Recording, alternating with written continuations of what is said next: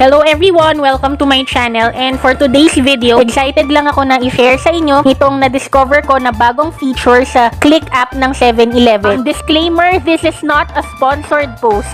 So itong tutorial na ito ay applicable para sa mga merong Cliqq app at laging bumibili sa 7-Eleven. So sa Cliqq app, merong bagong feature dito, ang Shop with Points, kung saan pwede mong gamitin ang mga naipon mo na points sa Cliqq app para bumili ng mga items from cliqgrocery.com.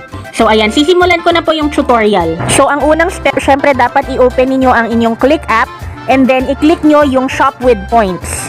Pagka-click ninyo ng Shop with Points, mapupunta kayo sa cliqgrocery.com. And normally, ganito yung lalabas sa screen ninyo. Pero in case may lalabas na message na hindi kayo naka-sign in, so sundan nyo lang yung instructions doon. So sa example ko ay naka-sign in na ako. So yung cliqgrocery.com, parang ito yung online grocery ng 7-Eleven. Maraming products ang available dito sa cliqgrocery.com. For example, merong pagkain, merong beauty products. Pero ayun, magiging masyado ng mahaba yung video ko kung iisa-isahin ko yung mga products na makikita ninyo dito. Dito sa demonstration ko, ang i-redeem ko ay isang lata ng corned beef. Pwede nyong i-type yung corned beef dun sa search field. Ako yung ginamit ko yung category na canned beef kasi yun yung nakasulat sa taas. Pero pwede mo ring i-type yung corned beef, yan din naman yung lalabas. So sa example ko, ang pipiliin ko ay itong Delimondo na corned beef. Tapos i-add to cart ko lang siya. So dito sa example ko, isang item lang naman yung i-redeem ko. Doon ipapress ko na itong checkout. Pwede mo rin namang i-click yung continue shopping kung meron ka pang mga gustong i-add to cart na items.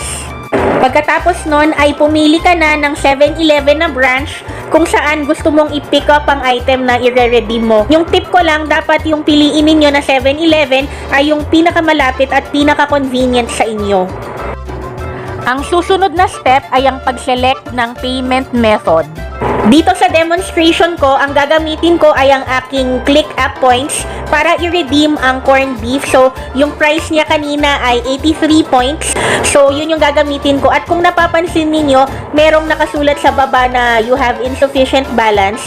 Kung sapat naman yung balance sa Cliqq app mo, wag mo na lang pansinin yung message na yan. I think error lang ito dun sa Cliqq app. So, sana maayos na nila tong error na to sa mga future versions ng Cliqq app. So, makikita nyo, merong 3 options dito. Pwede mong i-redeem gamit yung Cliqq points mo. Pwede mo ring i-redeem gamit ang Cliqq points plus cash. At pwede mo ring gamitin ang Cliqq wallet mo. So, sa example ko, ang gagamitin ko ay yung Cliqq points. Pagkatapos nun, ay i-click ninyo ang review order. Then, i-click nyo naman ang place order.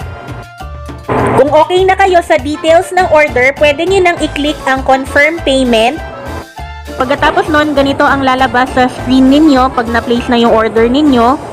May 11 pala ako nag-place ng order. Then, nung May 12, nakatanggap ako ng ganitong message from Cliqq kung saan naka-indicate yung tracking number. Nakasulat din dito na yung order ko ay papunta na dun sa 7-Eleven branch na pinili ko. At sabi din dito ay i-update nila ako kapag ready for pickup na yung item na gusto kong i-redeem. And then, nung May 13, nakatanggap ako ng message from Cliqq na nagsasabi na nakarating na yung order ko at naka-indicate din sa text yung code na kailangan kong ipakita sa 7-Eleven para ma-redeem ko yung product na in-order ko. Nung May 15 ay pumunta na ako sa 7-Eleven para kunin ang aking order.